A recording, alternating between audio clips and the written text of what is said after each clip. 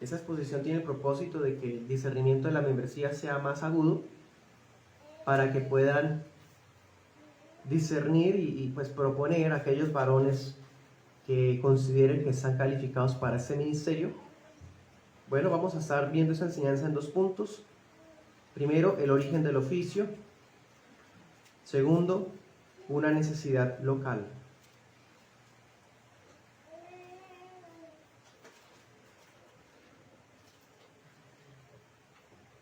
Bueno, comencemos. Primer punto, el origen del oficio. Hechos 6:1. El pasaje nos muestra que la multitud o el número de discípulos había crecido. Recordemos, en Hechos 2 ya habían más de 3.000 miembros, 3.120 habrían. Luego vimos más adelante otro crecimiento en Hechos 5, y así sucesivamente. El número seguía y seguía creciendo de manera milagrosa. La iglesia de Jerusalén estaba prosperando en todas las cosas. Hechos 4:32, que es el contexto inmediato, nos muestra, por ejemplo, 4:32, que todos eran de un solo corazón, de un alma, ¿sí? Y de lo que poseía ninguno decía que era suyo propio, todos tenían todo en común. En el 33 habla que los apóstoles daban testimonio con gran poder, ¿sí? O sea, la iglesia estaba, hermanos, en un periodo dorado, donde el Espíritu Santo estaba respaldando la predicación del Evangelio, y eso se estaba evidenciando en la integridad del mensaje y en el crecimiento de la membresía. Al punto de que aquí en Hechos 6:1 dice que la multitud de los discípulos ya había aumentado. Entonces vemos que exorbitantemente ya la membresía requiere un auxilio, ¿sí? Los apóstoles, hermanos, miren el verso 2, se ven en aprietos. Ellos tienen que convocar a la multitud, convocan a la iglesia, ¿sí? Independientemente de que haya sido un miembro admitido recientemente, no importa. Aquí en esta multitud estaban los 120 de aquel día, como los nuevos miembros, ¿sí?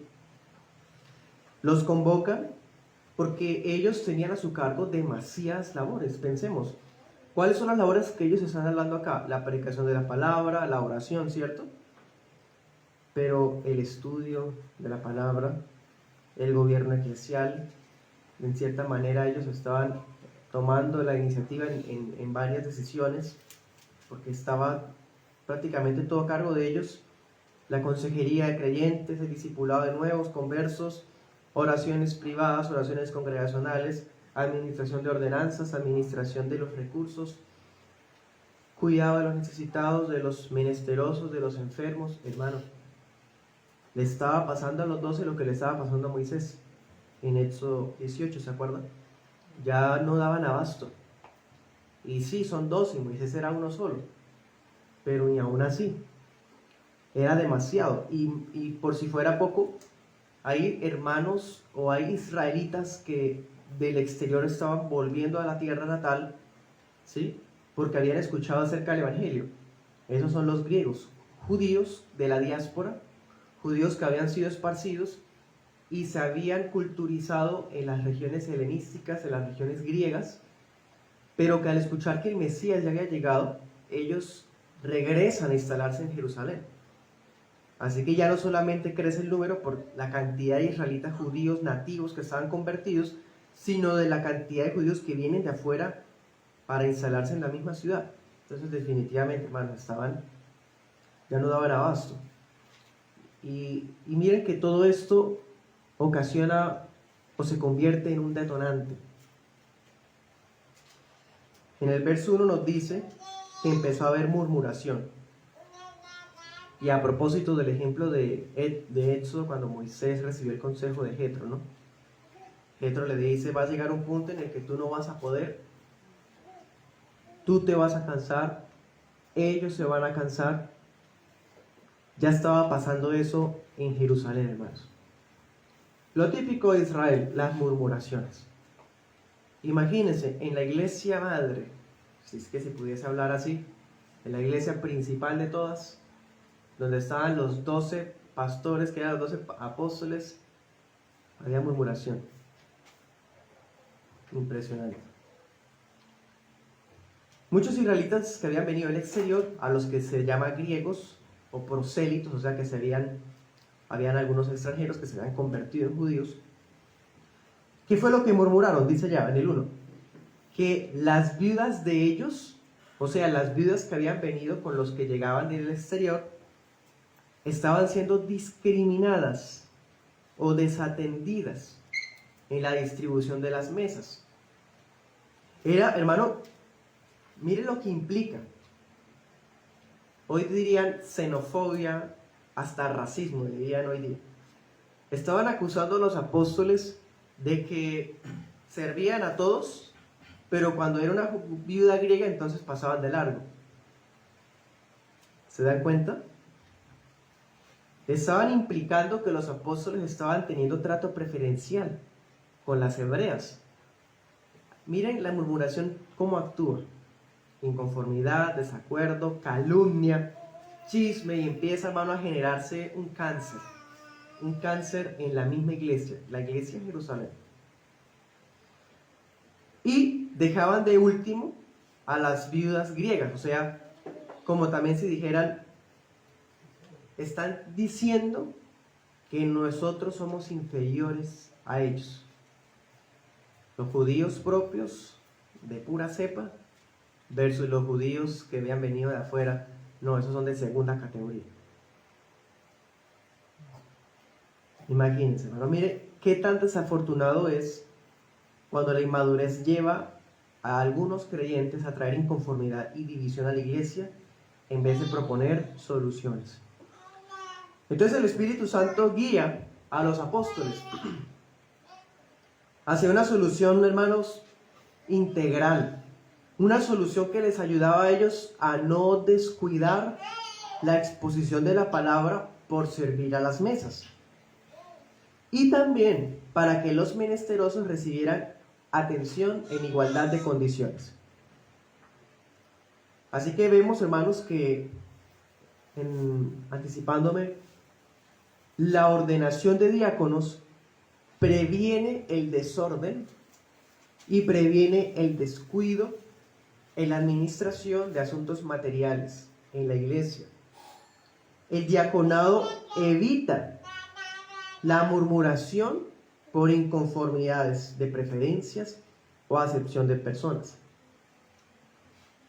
Por otro lado, hermanos, como tanto se insiste en el verso 2, dice, no es conveniente que dejemos la palabra para servir a la mesa. Hermano, es que no es justo, no es sabio que la iglesia ocupe al pastor con funciones distintas a las que él está llamado. Sí, pero es que él es el servidor principal, él tiene que servir a todos. Pues sí, pero es que su servicio a todos es prioritariamente la predicación y la oración. Entonces, si usted quiere que el pastor sea su sirviente o su siervo en todas las cosas, estaríamos bajándole la calidad a la enseñanza. Estaríamos arriesgándonos a recibir una enseñanza poco elaborada. Claro, pero es que si ya el pastor no tiene tiempo, él hace todo. Visita, organiza, prepara lo de la cena, pone sillas, es el que trapea, el que todo. También predica, ora. Y todavía hay personas que se quejan. Hermano, eso estaba pasando en la iglesia de Jerusalén. Nunca es sabio que descuidemos lo más importante. Eso no significa que la predicación y la oración anulan la ayuda al necesitado. Tampoco significa que la ayuda al necesitado sea algo que la iglesia puede prescindir. No, la iglesia debe ayudar al necesitado como lo hemos visto en los temas de la membresía, ¿no?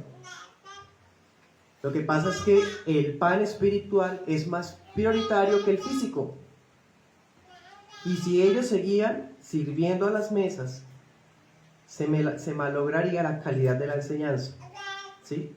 Entonces, en resumen, ninguna iglesia puede descuidar la profundidad de su púlpito, pero tampoco sus funciones de servicio, ¿sí? Y el púlpito debe valorarse a través de las personas que lo ocupan. Y el diaconado debe valorarse en las personas que lo ocupan, es decir, delegar. Ahora notemos otra cosa que en opinión del servidor es quizás el punto más importante, porque el pasaje nos dice en el verso 3, Hechos 6:3, dice: busquen hermanos de entre ustedes. Los apóstoles tienen autoridad, los apóstoles tienen sabiduría. Si ellos hubiesen adoptado un gobierno presbiteriano de ancianos, si ellos hubiesen tomado un gobierno monobispal, episcopal, donde ellos toman las decisiones solos, hubiesen tenido la suficiente preparación para elegir a los que ellos con su discernimiento podrían ver, ¿cierto? Pero en vez de eso, dejan que sea la membresía la que seleccione a los que iban a ser colaboradores. Eso es muy impresionante. Y esto prueba que el congregacionalismo no fue inventado en el siglo XVII por los inconformistas de Londres, ¿no? Los bautistas. Se dejó la decisión a la membresía. Cada membresía tiene el derecho, ¿qué dice acá? Buscar. Tiene el derecho, tiene el deber de buscar y escoger a sus propios ministros. Aplica para los pastores y aplica para los diáconos, pero hoy vamos a hablar del diaconado. ¿Sí? Anote ese pasaje en Números 8:10. En ese pasaje hay un precedente donde vemos a la multitud de la congregación de Israel escogiendo a algunos o imponiendo manos sobre algunos que fueron elegidos de entre ellos. ¿Cómo se lleva a cabo la ordenación en una iglesia congregacionalista? En este caso, si los pastores hacían las veces, si los apóstoles hacían las veces de pastores, la iglesia le trae a ellos los candidatos. ¿Y qué sucedió después? En el 6, a los cuales presentaron. ¿Quiénes? La membresía los presentó ¿a quiénes? A los apóstoles. ¿Por qué? Porque ellos estaban haciendo las veces de pastorado en la iglesia. Quienes después de orar les impusieron las manos. Es decir, habiendo ancianos previamente establecidos, ellos no van y se encierran en un cuarto y ponerle manos y que salga humo blanco por la ventana. No, ellos convocan a toda la iglesia y la iglesia está mirando todo.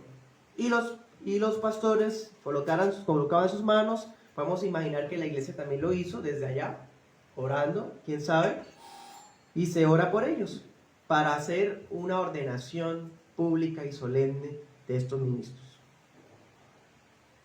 Bueno, ahora, el hecho de que la membresía busque y presente implica votaciones, no democráticas, sino de consentimiento. Es decir, se supone que toda la iglesia debe votar, dar su apreciación bíblicamente fundada y no con malicias o prejuicios.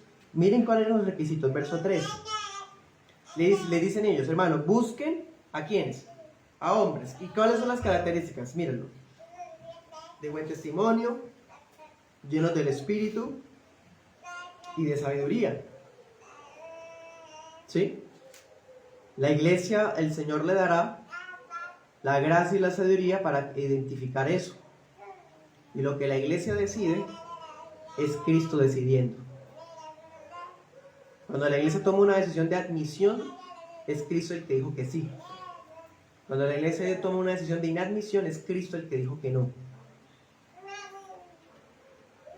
Voy a citar al doctor Hendrickson. Dice: los diáconos fueron elegidos para servir a las mesas. Su tarea específica es recolectar las ofrendas que el pueblo de Dios trae en gratitud al Señor, distribuir estos dones en el espíritu adecuado a todos los que están necesitados, para prevenir la pobreza donde quiera que sea posible hacerlo, y por medio de sus oraciones y palabras basadas en las Escrituras, consolar y alentar a los angustiados. Cierro comillas. Segundo punto, necesidad local. Una necesidad local. Bueno, vimos el primer punto acerca de los orígenes del ministerio del diaconado, qué fue lo que detonó su necesidad, y ahora vamos a aplicar eso acá, a nuestra iglesia local. Hermanos, la última vez que el servidor estuvo acá, recuerdo que les hablé de 2 temas consecutivos sobre el servicio. Les hablé del servicio a la luz del Antiguo Testamento. Hicimos un exégesis de todo el Antiguo Testamento hablando del servicio. Y luego hicimos lo mismo con el Nuevo Testamento. Y en pocas palabras, todos estamos llamados a ejercer diaconía. Diaconía era un servicio, ¿sí? Casi que rebajándonos en pro de ayudar al necesitado o de satisfacer necesidad de mis hermanos. Todos debemos servirnos unos a otros. No hay que ser ordenado diácono para servir, porque entonces las mujeres estarían excluidas de servir. Y no, las mujeres también pueden servir, solo que ellas no necesitan ser ordenadas como diaconisas para hacerlo. Y hay muchos que no podrán nunca ser ordenados como diáconos, pero de todas maneras, como somos cristianos, todos tenemos que servir. Lo que ocurre es que el diácono se ordena solemnemente porque él va a servir oficialmente, públicamente, en el culto público. Es el autorizado para servir cuando estamos congregados en el día del Señor. Pero hermano, por lo demás, usted y yo debemos servir.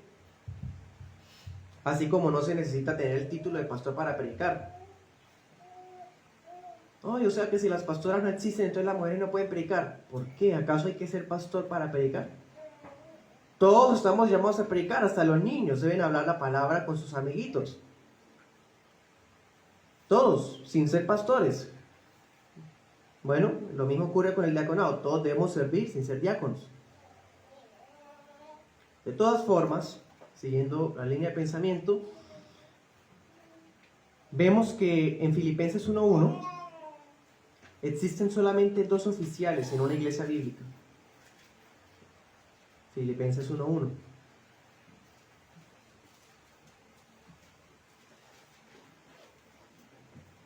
Pablo y Timoteo, siervos de Jesucristo, a todos los santos en Cristo Jesús que están en Filipos, con los obispos y diáconos. Una carta dirigida a la membresía de Filipos, haciendo especial mención de los oficiales. 1:1. ¿Quiénes son los oficiales? Obispos y diáconos. El pastorado y el diaconado. No hay más. No hay al obispo de damas, a la obispa de damas, al obispo de varones, al obispo de jóvenes, al diácono de los sugieres, el diácono de... No, hermano. Son 2, ya.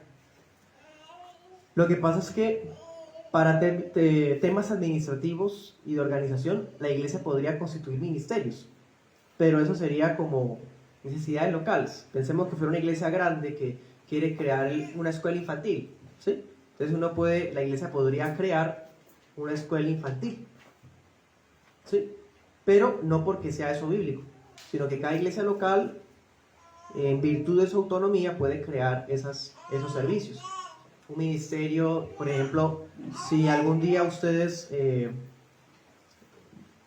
quieren que se constituya un coro en la iglesia, entonces un ministerio de alabanza se podría, pero eso no es ordenado como tal. Lo que está ordenado es que haya pastores y diáconos. ¿Bien? No vamos a hablar del pastorado, hermanos, vamos a ubicarnos solo en el diaconado. El diaconado es una especie de procurador, de mayordomo, auxiliador, ayudador en la iglesia.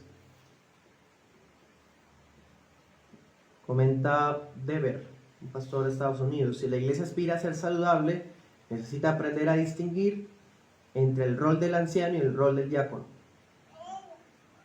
¿Sí? Una iglesia madura discierne de ambas funciones. No voy a exigir al pastor lo que es para el diácono, no voy a exigir a un diácono los requisitos que son para un pastor. Debemos tener la sabiduría y el conocimiento bíblico para distinguir una cosa de otra, ¿sí? Eso me da pie para decir que el diaconado tampoco es un escalón. O sea, hay que ser diácono antes de ser pastor. No, no son escalones, no son niveles. O sea, el diácono está acá y el pastor está arriba. Entonces, sí, toca subir primero por acá para llegar. No, hermanos. A veces ocurre, pero no siempre. Yo he conocido hermanos que son diáconos que luego son ordenados como pastores. Pero porque la iglesia descubre en ellos luego los requisitos del pastor. Pensemos un diácono que predica y es apto para enseñar. Ya la iglesia puede empezar como a analizarlo. Pero no todos los diáconos tienen que enseñar, ¿no? No hay obligación para eso, porque el diácono es un ayudador de la iglesia y no del pastorado. Ojo también con eso. Eso también nos enseña que el diaconado no es un rol de autoridad. El diácono no es líder. El diácono no es el ujier, el celador de los carros. El diácono no es un rol de enseñanza, el que tiene que predicar, el copastor. No, señores. Dirían por acá, una cosa es una cosa y otra cosa es otra cosa. El diácono está llamado a ministrar las obras de misericordia.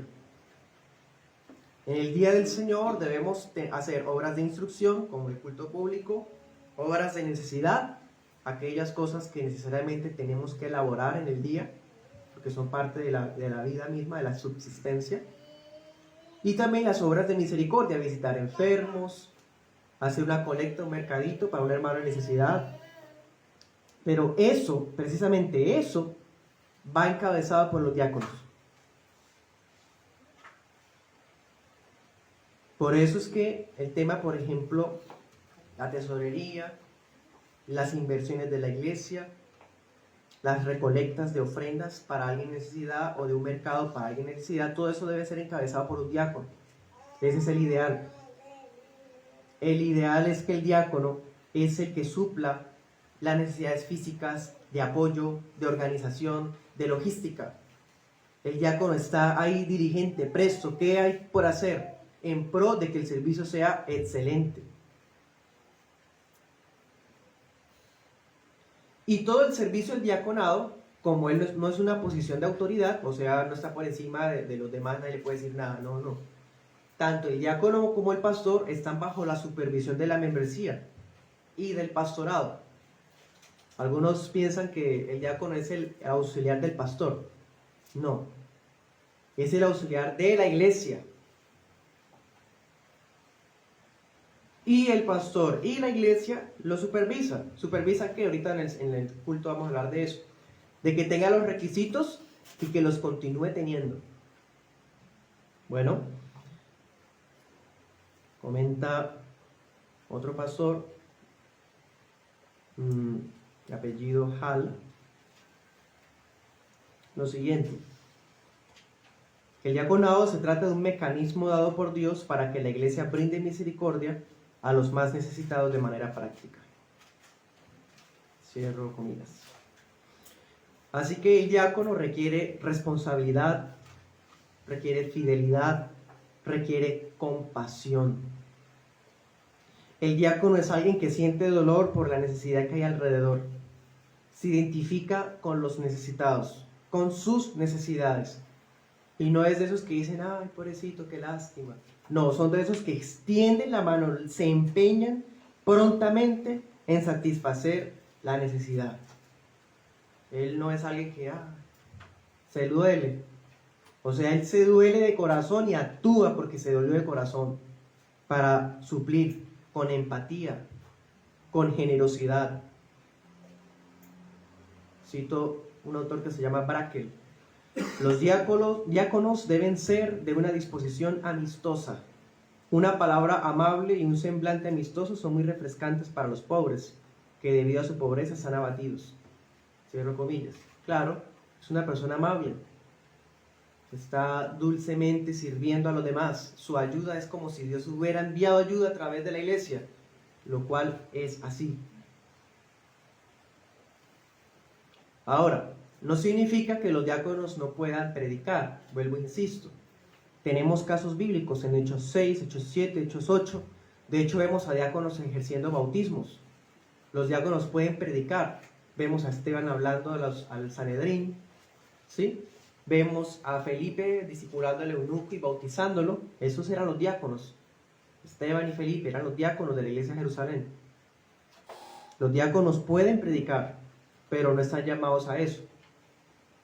Solo que en ciertas ocasiones, cuando es necesario, pueden suplir la necesidad, pero no puede volverse la costumbre. O sea, no puede existir un diácono predicador, o sea, constante, o diácono conferencista. Siempre es el que predica el diácono, ¿no? Pues ya es hora de nombrarlos, pero pastor, no diácono. Bueno, entonces, hermanos, los diáconos fueron tomados de la iglesia misma fue la que los eligió, ¿sí? Para que los apóstoles, aunque en este caso pues, los pastores puedan cumplir sus veces. Cito a Nehemías Kotz del siglo XVII, abro comillas: la edificación y la belleza en la iglesia depende mucho de su orden. No un orden dictado por sus supersticiones ni por discusiones sobre menudencias, en conformidad con la voluntad de Cristo y especialmente en llenar los cargos que el Señor ha mandado con personas calificadas para su administración y función regular, cierro comillas. Una iglesia se vuelve cada vez más hermosa, no solamente cuando el Señor protege que en el púlpito y que en el día a día prediquemos la verdad, sino también cuando vemos que la membresía crece y de esa misma membresía surgen diáconos y pastores. Bueno, ahora, al momento de la elección, no es bíblico que preferencias personales de ningún tipo influyan. Que es un familiar, no que existe una persona de buen estatus económico, no que es blanco, ojos azules. No, hermano, ni familiar, ni económico, ni étnico, nada, ningún tipo de preferencia. Los ancianos casi que empujando al servidor y colocándolo ahí enfrente. Nombremos a este. No, porque no es una democracia. No es nuestro representante político. O los miembros como tratando de hacer un proselitismo de una persona, una propaganda. No, toda la iglesia, el Espíritu Santo es el que se encarga de eso, de colocarnos a todos. Y le decimos: oye, hermano, a mí me parece que el hermano tal sería buen diácono. De verdad yo estaba pensando lo mismo. ¿Sí? Porque coloca el mismo sentir en todos, hermanos. Entonces, el gobierno de la congregación, como congregacionalistas, nosotros somos la membresía, los que nombramos a nuestros propios pastores y a nuestros propios diáconos. Cuando no hay pastores previamente establecidos, es la membresía congregada la que nombra a su pastor y el que nombra a sus diáconos. Y cuando hay pastor establecido previamente, entonces sigue siendo la membresía y el pastor hace un acto simbólico que es imponer manos. Bueno, así que la imposición de manos solamente es para ordenar ministros, no es para más cosas. Ahora, ¿cuántos diáconos debería haber en una iglesia? Ahí dice que fueron 7, o sea, el número perfecto. No, una iglesia no puede tener un diácono ni 8, tiene que ser 7. No, hermanos. No podemos ser así biblicistas. Tomar todo literal, pie de la letra. Entonces hay que tener todas las iglesias 7 diáconos. No. Cada iglesia nombrará el número de diáconos que sus circunstancias lo ameriten. Si somos una iglesia pequeña, con que haya un diácono basta, hermano. O quizás 5, bueno, no sé. En la providencia de Dios otorga ese don. Pero me refiero a que no hay un número límite, ¿sí me entienden? Si la iglesia es grande, pues no vamos a tener solo 7. Seguramente la membresía de Jerusalén más adelante nombraría a otros. Quizás. Bueno. Otra cosa, no podemos dar lugar, hermanos, a que porque hay vacantes o porque necesitamos diáconos, entonces nombramos a cualquiera. Mucho cuidado. El Señor nos guarde. Todos sabemos cómo fue que apostató la iglesia de Roma por admitir en la membresía y en el obispado personas que no eran convertidas. Mucho cuidado. No vamos a cometer los errores que por siglos hemos visto que no funcionan, hermanos. No podemos llenar las vacantes nombrando a cualquiera por simple necesidad. Eso en un extremo. Y el otro extremo, que cuando por fin Dios está capacitando a alguien, entonces saco mis prejuicios y no lo dejo que surja. El otro extremo, hermano. Por un lado, los que nombran a cualquiera. Es mi amigo, es el que da más plata a la iglesia, o es el más pinta que usted lo ve y dan ganas como de saludarlo. Que me siento a gusto que nos salude ese hermano. No. Pero tampoco al otro extremo de cuando por fin surge alguien que puede ser un candidato y se está votando y dice, no, yo no estoy de acuerdo. ¿Y por qué? No, porque la otra vez tuve una impasse y eso es una persona, bueno, y empiezan como a argumentar, pero nada bíblico. La iglesia debe votar y habrán desacuerdos, habrán algunos que se abstendrán del voto, sí, eso se puede, no pasa nada. Pero las abstenciones o las negativas deben tener base objetiva, no por prejuicios o subjetividades. No me parece, creo que no lo siento en mi espíritu, no tengo paz en mi corazón. Me parece que no, bíblicamente. Creo que el requisito que aparece en Timoteo, este punto, el hermano debe mejorarlo. ¿Qué tal sea Dios hablando a través de usted, por así decir, para impedir que alguien sea nombrado? De verdad, hermano, yo no había visto eso. Tiene razón. Entonces, iglesia, vamos a posponer el nombramiento. Eso se puede hacer. Porque no todos nos damos cuenta de lo mismo, ¿no? ¿Qué tal usted se percate por el discernimiento? Porque el discernimiento es un don del Espíritu Santo que la iglesia debe tener. Entonces hay cosas que usted va a ver que yo no capto. Por eso somos un cuerpo, hermanos. Pero si lo que usted ve son prejuicios o es su propia carnalidad, bueno, ahí sí su voto pues se queda en las actas, pero no tiene peso como para evitar que por fin el Señor traiga a alguien idóneo. Los candidatos al ministerio no es gente perfecta. Somos súper imperfectos. Es más, por el hecho de tener funciones de carácter público, somos los más expuestos a que se nos vean los errores. Así que, hermanos, no exijan perfección a los ministerios, pero sí integridad. Bueno, para terminar digo lo siguiente. Los diáconos fueron diseñados especialmente en pro de los necesitados, pobres, enfermos, viudas, huérfanos, en pro de auxiliar a la iglesia en lo material, en lo logística, El diácono tiene autoridad para enseñar a la iglesia sobre ayudar con su exhortación y con su ejemplo.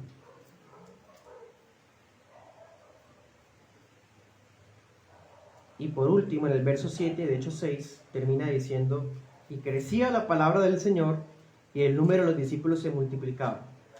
Dense cuenta cómo encierra Lucas el tema. Empezó hablando de que la iglesia creció y terminó hablando de que la iglesia creció.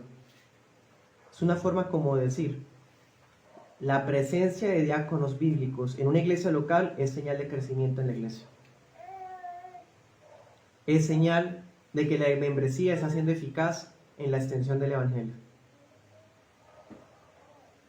Y mejor aún, porque si hay diáconos, quiere decir que la predicación del evangelio no va a ser estorbada por asuntos materiales. Y cuando no hay diáconos en una iglesia, puede ser señal de que la membresía no ha entendido el evangelio, de que la membresía no ha entendido el amor de Cristo. Porque el diácono debe ser casi que la materialización del amor de Cristo por su iglesia. El Señor nos bendiga a las iglesias de Cúcuta, Girón y Bucaramanga con diáconos. Amén.